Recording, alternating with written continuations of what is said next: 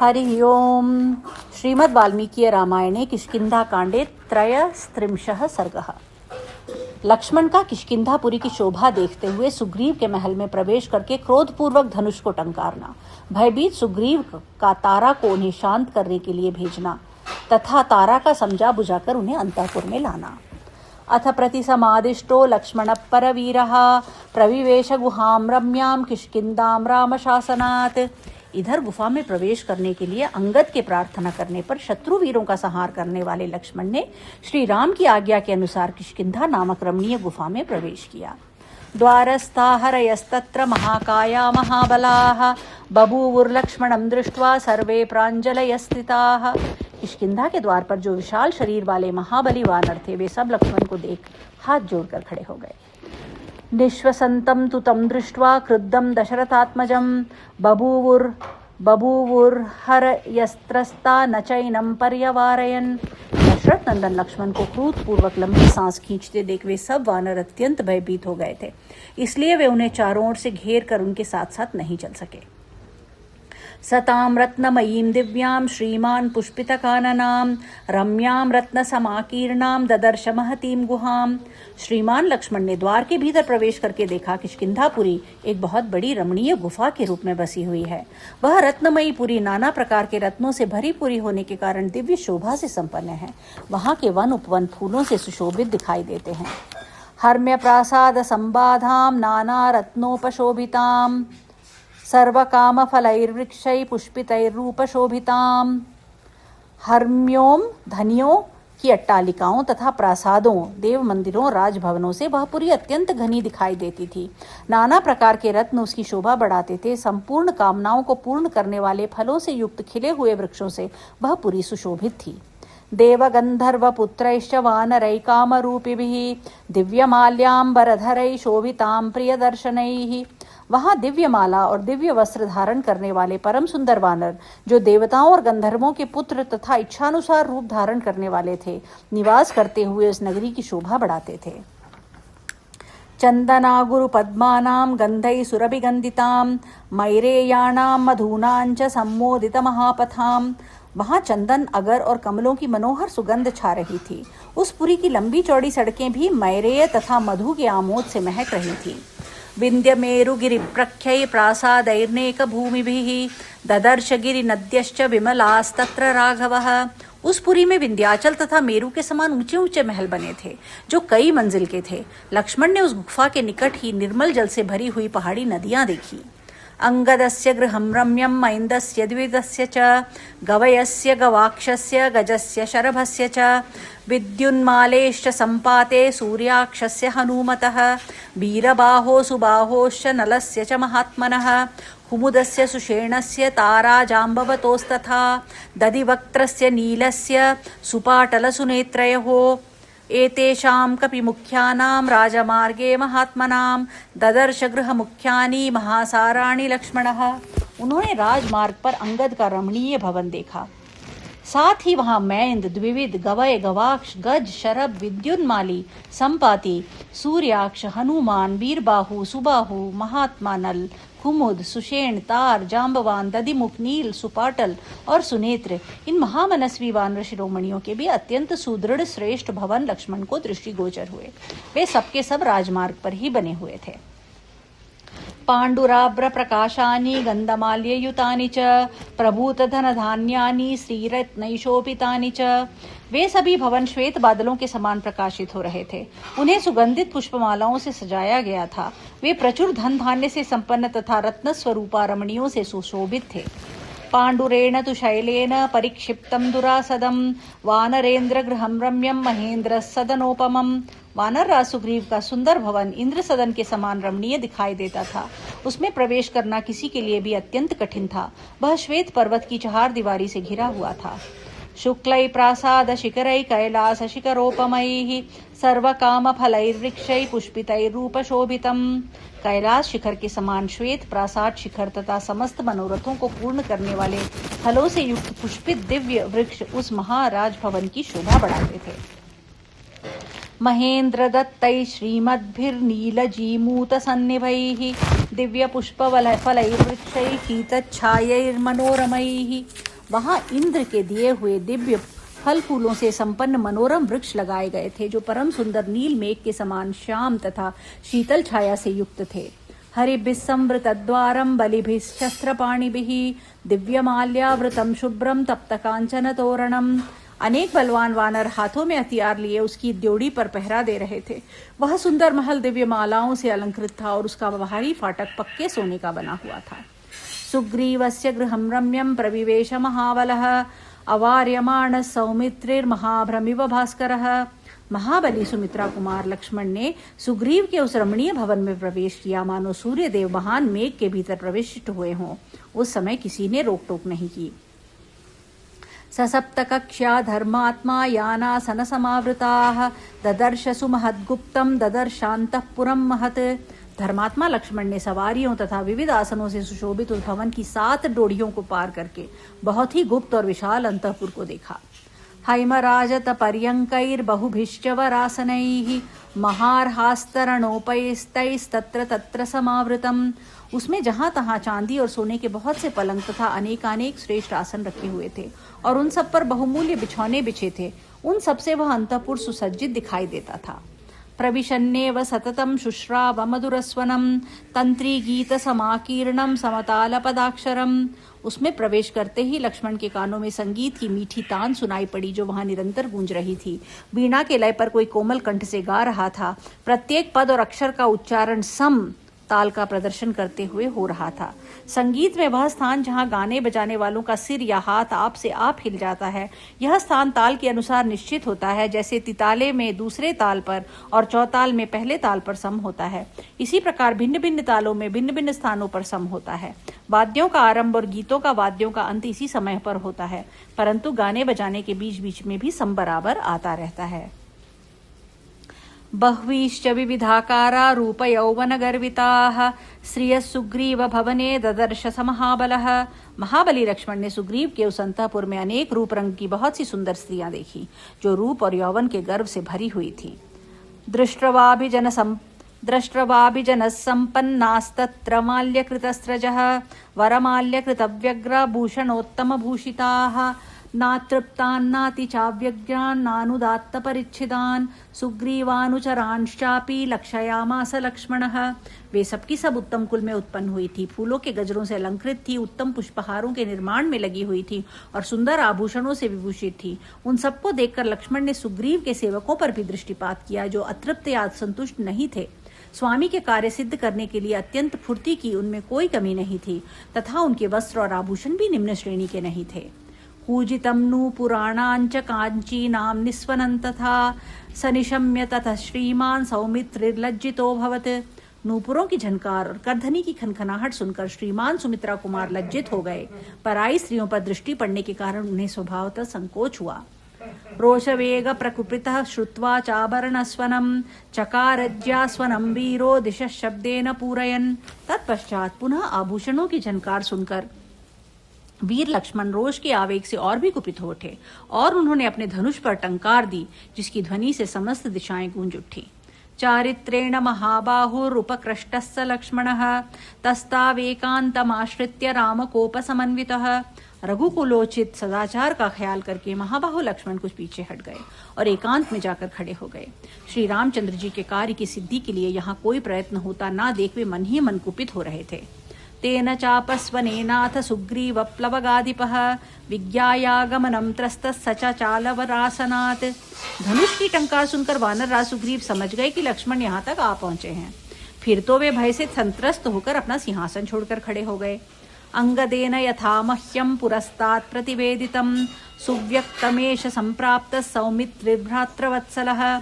वे मन ही मन सोचने लगे कि अंगद ने पहले जैसे मुझे बताया था उसके अनुसार ये भ्रातृवत्सल सुमित्रा कुमार लक्ष्मण अवश्य ही यहाँ आ गए। अंगदेन समाख्यातो ज्यास्वनेन च वानरः बुबुदे लक्ष्मणं प्राप्तं मुखं चास्य व्यशुष्यत। अंगद के द्वारा उनके आगमन का समाचार तो उन्हें पहले ही मिल गया था। अब धनुष की टंकार से वानर सुग्रीव को इस बात का प्रत्यक्ष अनुभव हो गया कि लक्ष्मण ने अवश्य यहाँ पदार्पण किया है। फिर तो उनका मुख सूख गया। ततस्तारां हरिश्रेष्ठ सुग्रीव प्रियदर्शनाम् उवाच हितमव्यग्रस्त्रास संभ्रांत मानसः। भय के कारण वे मन ही मन घबरा उठे। लक्ष्मण के सामने जाने का उन्हें साहस न हुआ, तथापि किसी तरह धैर्य धारण करके वानर श्रेष्ठ सुग्रीव परम सुंदरी तारा से हित की बात बोले। किन्नुरुत्कारणं शुभ्रु प्रकृत्या मृदुमानसः सरोष इव संप्राप्तो येनायं राघवानुजः। सुंदरी, इनके रोष का क्या कारण हो सकता है, जिससे स्वभावतः कोमल चित्त होने पर भी ये श्री रघुनाथ जी के छोटे भाई रुष्ट से होकर यहाँ पधारे हैं। किं पश्यसि कुमारस्य रोषस्थानमनिन्दिते न खल्वकारणे कोपमाहरेन्नरपुंगवः। अनिंदिते, तुम्हारे देखने में कुमार लक्ष्मण के रोष का आधार क्या है? ये मनुष्यों में श्रेष्ठ है, अतः बिना किसी कारण के निश्चय ही क्रोध नहीं कर सकते। यद्यस्य कृतमस्माभिर्बुध्यसे किंचिदप्रियं तद्बुद्ध्या संप्रधार्याशु क्षिप्रमेवाभिधीयताम्। यदि हम लोगों ने इनका कोई अपराध किया हो और तुम्हें इसका पता हो तो अपनी बुद्धि से विचार कर शीघ्र ही बताओ। अथवा स्वयमेवैनं दृष्टुमर्हसि भामिनी वचनैः सान्त्वयुक्तैश्च प्रसादायितुमर्हसि। अथवा भामिनी, तुम स्वयं ही जाकर लक्ष्मण को देखो और सांत्वना युक्त बातें कहकर उन्हें प्रसन्न करने का प्रयत्न करो। त्वद्दर्शने विशुद्धात्मा न स्म कोपम करिष्यति न हि स्त्रीषु महात्मा न कच्चित् कुर्वन्ति दारुणम्। उनका हृदय शुद्ध है, तुम्हारे सामने वे क्रोध नहीं करेंगे, क्योंकि महात्मा पुरुष स्त्रियों के प्रति कभी कठोर बर्ताव नहीं करते हैं। त्वया सान्त्वैरूपक्रान्तं प्रसन्नेन्द्रियमानसं ततः कमलपत्राक्षं द्रक्ष्याम्यहमरिन्दमम्। जब तुम उनके सामने जाकर मीठे वचनों से उन्हें शांत कर दोगी और जब उनका मन स्वस्थ एवं इंद्रियां प्रसन्न हो जाएंगी, उस समय मैं उन शत्रुदमन कमल नयन लक्ष्मण का दर्शन करूंगा। सा प्रस्खलन्ती मद्विफलाक्षी प्रलम्ब कांची गुणहेमसूत्रा सलक्षणा लक्ष्मण सन्निधानम जगाम तारा नमितांगयष्टिः। सुग्रीव के ऐसा कहने पर शुभ लक्षणा तारा लक्ष्मण के पास गई। उसका पतला शरीर स्वाभाविक संकोच एवं विनय से झुका हुआ था। उसके नेत्र मद से चंचल हो रहे थे, पैर लड़खड़ा रहे थे और उसकी करधनी में सुवर्णमय सूत्र लटक रहे थे। सतां समीक्षैव हरीश पत्नीं तस्थावुदासीनतया महात्मा अवां मुखो भून्मनुजेन्द्रपुत्रः श्रीसन्निकर्षाद् विनिवृत्तकोपः। वानरराज की पत्नी तारा पर दृष्टि पड़ते ही राजकुमार महात्मा लक्ष्मण अपना मुंह नीचा करके उदासीन भाव से खड़े हो गए। स्त्री के समीप होने से उनका क्रोध दूर हो गया। सापान योगाच्च निवृत्त लज्जा दृष्टि प्रसादाच्च नरेंद्र सूनोः उवाच तारा प्रणय प्रगल्भम वाक्यम महार्तम परिसांत्वरूपम। मधुपान के कारण तारा की नारी सुलभ लज्जा निवृत्त हो गई थी। उसे राजकुमार लक्ष्मण की दृष्टि में कुछ प्रसन्नता का आभास मिला, इसलिए उसने स्नेहजनित निर्भीकता के साथ महान अर्थ से युक्त यह सांत्वनापूर्ण बात कही। किम कोपमूलम मनुजेन्द्र पुत्र कस्तेन संतिष्ठति वान्निदेशे कशुष्क वृक्षम वनमापनतंतम दावाग्निमासीदति निर्विशंकः। राजकुमार, आपके क्रोध का क्या कारण है? कौन आपकी आज्ञा के अधीन नहीं है? कौन निडर होकर सूखे वृक्षों से भरे हुए वन के भीतर चारों ओर फैलते हुए दावानल में प्रवेश कर रहा है? सतस्यावचनं श्रुत्वा सान्त्वपूर्वमशंकितः भूय प्रणय दृष्टार्थम लक्ष्मणो वाक्यमब्रवीत्। तारा के इस वचन में सांत्वना भरी थी, उसमें अधिक प्रेम पूर्वक हृदय का भाव प्रकट किया गया था। उसे सुनकर लक्ष्मण के हृदय की आशंका जाती रही। वे कहने लगे, किमयंकाम वृत्तस्ते लुप्त धर्मार्थ संग्रहः भर्ता भर्तृहिते युक्ते न चैनमवबुध्यसे। अपने स्वामी के हित में संलग्न रहने वाली तारा, तुम्हारा यह पति विषय भोग में आसक्त होकर धर्म और अर्थ के संग्रह का लोप कर रहा है। क्या तुम्हें इसकी इस अवस्था का पता नहीं है? तुम इसे समझाती क्यों नहीं? न चिंतयति राज्यार्थम सोस्मान् शोकपरायणान् सामात्य परिषत्तारे काममेवोपसेवते। तारे, सुग्रीव अपने राज्य की स्थिरता के लिए ही प्रयास करता है। हम लोग शोक में डूबे हैं, परंतु हमारी इसे तनिक भी चिंता नहीं होती। यह अपने मंत्रियों तथा राज्यसभा के सदस्यों सहित केवल विषय भोगों का ही सेवन कर रहा है। समासांश्चतुरकृत्वा प्रमाणं प्लवगेश्वरः व्यतीतांस्तान् मदोदग्रो विहरन्नावबुध्यते। वानरराज सुग्रीव ने 4 महीनों की अवधि निश्चित की थी। वे कभी के बीत गए, परंतु वह मधुपान के मद से अत्यंत उन्मत्त होकर स्त्रियों के साथ क्रीड़ा विहार कर रहा है। उसे बीते हुए समय का पता ही नहीं है।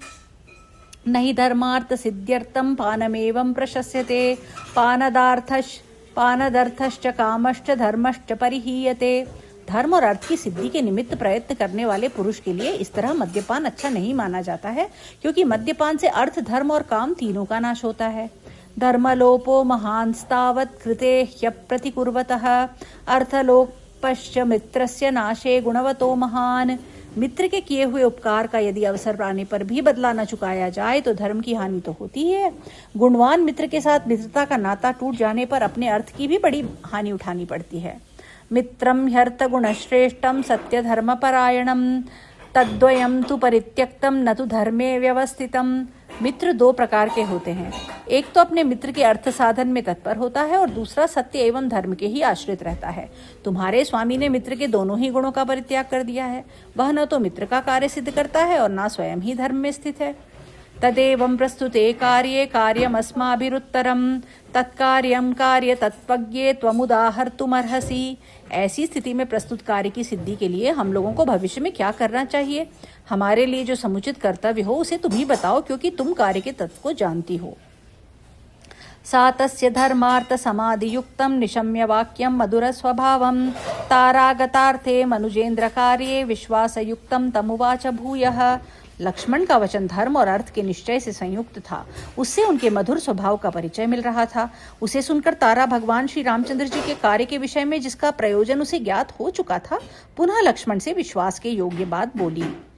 न कोपकाल क्षितिपाल पुत्र न चापि कोप स्वजने विधेयः त्वदर्थकामस्य जनस्य तस्य प्रमादमप्यर्हसि वीर सोढ़ुम। वीर राजकुमार, यह क्रोध करने का समय नहीं है। आत्मीय जनों पर क्रोध करना भी नहीं चाहिए। सुग्रीव के मन में सदा आपका कार्य सिद्ध करने की इच्छा बनी रहती है, अतः यदि उनसे कोई भूल भी हो जाए तो उसे आपको क्षमा करना चाहिए। कोपं कथं नाम गुण प्रकृष्ट कुमार कुर्यादपकृष्ट सत्वे कस्त्वद्विद्धः कोपवशं हि गच्छेत् सत्वावरुद्धस्तपसः प्रसूति। कुमार, गुणों में श्रेष्ठ पुरुष किसी हीन गुण वाले प्राणी पर क्रोध कैसे कर सकता है, जो सत्व गुण से अवरुद्ध होने के कारण शास्त्र विपरीत व्यापार में लग नहीं सकता। अतएव जो सद्विचार को जन्म देने वाला है, वह आप जैसा कौन पुरुष क्रोध के वशीभूत हो सकता है? जानामि कोपम हरिवीर बंधोर जानामि कार्यस्य चकाल संगम जानामि कार्यं त्वय्यत्कृतन्न सच्चापि जानामि कार्यं त्वय्यत्कृतन्नस्तच्चापि जानामि यदत्र कार्यं। वानरवीर सुग्रीव के मित्र भगवान श्री राम के क्रोध का कारण मैं जानती हूँ। उनके कार्य में जो विलंब हुआ है उससे भी मैं अपरिचित नहीं हूँ। सुग्रीव का जो कार्य आपके अधीन था और जिसे आप लोगों ने पूरा किया है उसका भी मुझे पता है, तथा इस समय जो आपका कार्य प्रस्तुत है उसके विषय में हम लोगों का क्या कर्तव्य है इसका भी मुझे अच्छी तरह ज्ञान है। तच्चापि जानामि तथा विषह्यं बलं नरश्रेष्ठ शरीरजस्य जानामि यस्मिंश्च जनेव बद्धं कामेन सुग्रीवमसक्तमद्य। नर श्रेष्ठ, इस शरीर में उत्पन्न हुए काम का जो असह्य बल है उसको भी मैं जानती हूँ, तथा उस काम द्वारा आबद्ध होकर सुग्रीव जहाँ आसक्त हो रहे हैं वह भी मुझे मालूम है। साथ ही इस बात से भी मैं परिचित हूँ कि काम आसक्ति के कारण ही इन दिनों सुग्रीव का मन दूसरे किसी काम में नहीं लगता है। न कामतंत्रे तव बुद्धिरस्ति त्वं वै यथा मन्युवशं प्रपन्नः न देशकालौ हि यथार्थ धर्मा ववेक्षते कामरतिर्मनुष्यः। आप जो क्रोध के वशीभूत हो गए हैं, इससे जान पड़ता है कि काम के अधीन हुए पुरुष की स्थिति का आपको बिल्कुल ज्ञान नहीं है। वानर की तो बात ही क्या है, कामासक्त मनुष्य को भी देश काल अर्थ और धर्म का ज्ञान नहीं रह जाता, उनकी ओर उसकी दृष्टि नहीं जाती है। तंकामवृत्तं मम सन्निकृष्टं कामाभियोगाच्च विमुक्तलज्जं क्षमस्वतावत् परिवीरहन्तस्त्वद्भ्रातरं वानरवंशनाथम्। विपक्षी वीरों का विनाश करने वाले राजकुमार वानरराज सुग्रीव विषय भोग में आसक्त होकर इस समय मेरे ही पास थे। काम के आवेश में उन्होंने अपनी लज्जा का परित्याग कर दिया है, तो भी उन्हें अपना भाई समझकर क्षमा कीजिए। महर्षयो धर्म तपोभिरामा कामानुकामा प्रतिबद्ध मोहा अयम प्रकृत्या चपल कपिस्तु कथन न सज्जेत सुखेशु राजा। जो निरंतर धर्म और तपस्या में ही संलग्न रहते हैं, जिन्होंने मोह को अवरुद्ध कर दिया है, अविवेक को तो दूर भगा दिया है, वे महर्षि भी कभी कभी विषयाभिलाषी हो जाते हैं। फिर जो स्वभाव से ही चंचल वानर है, वह राजा सुग्रीव सुख भोग में क्यों न आसक्त हो। इत्येवमुक्त्वा वचनं महार्तं सा वानरी लक्ष्मणमप्रमेयं पुनः सखेदं मदविह्वलाक्षी भर्तुर्हितं वाक्यमिदं बभाषे। अप्रमेय शक्तिशाली लक्ष्मण से इस प्रकार महान अर्थ से युक्त बात कहकर मद से चंचल नेत्र वाली वानर पत्नी तारा ने खुद पुनः खेद पूर्वक स्वामी के लिए यह हितकर वचन कहा।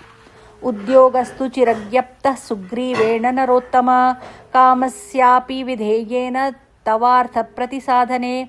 नर श्रेष्ठ, यद्यपि सुग्रीव इस समय काम के गुलाम हो रहे हैं, तथापि इन्होंने आपका कार्य सिद्ध करने के लिए बहुत पहले से ही उद्योग आरंभ करने की आज्ञा दे रखी है।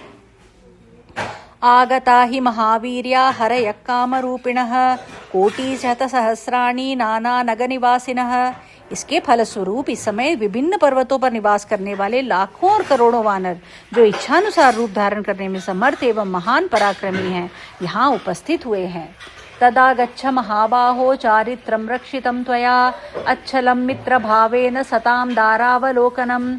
महाबाहो, दूसरे की स्त्रियों को देखना अनुचित समझकर जो आप भीतर नहीं आए, बाहर ही खड़े रह गए, इसके द्वारा आपने सदाचार की रक्षा की है। अतः अब भीतर आइए। मित्र भाव से स्त्रियों की ओर देखना, उनके प्रति माता बहन आदि का भाव रखकर दृष्टि डालना सत्पुरुषों के लिए अधर्म नहीं है। तारया चाभ्यनुज्ञातस्त्वरया वापि चोदितः प्रविवेश महाबाहुरभ्यंतरमरिंदमाः। तारा के आग्रह और कार्य की जल्दी से प्रेरित होकर शत्रुदमन महाबाहु लक्ष्मण सुग्रीव के महल के भीतर गए। ततः सुग्रीवमासीनं कांचने परमासने महार्हास्तरणोपेते ददर्शादित्य सन्निभम। वहां जाकर उन्होंने देखा एक सोने के सिंहासन पर बहुमूल्य बिछौना बिछा है और वानरराज सुग्रीव सूर्य तुल्य तेजस्वी रूप धारण किए उस पर विराजमान है। दिव्याभरण चित्रांगम दिव्य रूपम यशस्विनम दिव्यमाल्याम्बरधरम महेंद्रमिव दुर्जयम। उस समय दिव्य आभूषणों के कारण उनके शरीर की विचित्र शोभा हो रही थी।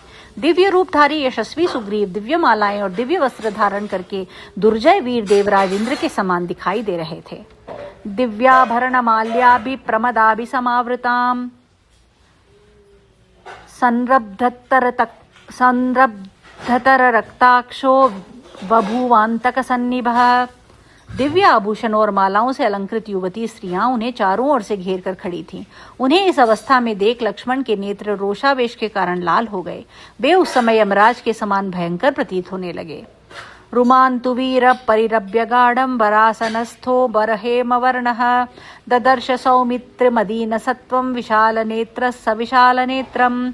सुंदर सुवर्ण के समान कांति और विशाल नेत्र वाले वीर सुग्रीव अपनी पत्नी रुमा को गाढ़ आलिंगन पाश में बांधे हुए एक श्रेष्ठ आसन पर विराजमान थे। उसी अवस्था में उन्हें उदार हृदय और विशाल नेत्र वाले सुमित्रा कुमार लक्ष्मण को देखा। इत्यार्षे श्रीमद् रामायणे वाल्मीकि आदि काव्ये किष्किंधाकांडे 33 सर्गः। इस प्रकार श्री वाल्मीकि निर्मित आर्ष रामायण आदि काव्य के किष्किंधा कांड में 33वां सर्ग पूरा हुआ। हरि ओम।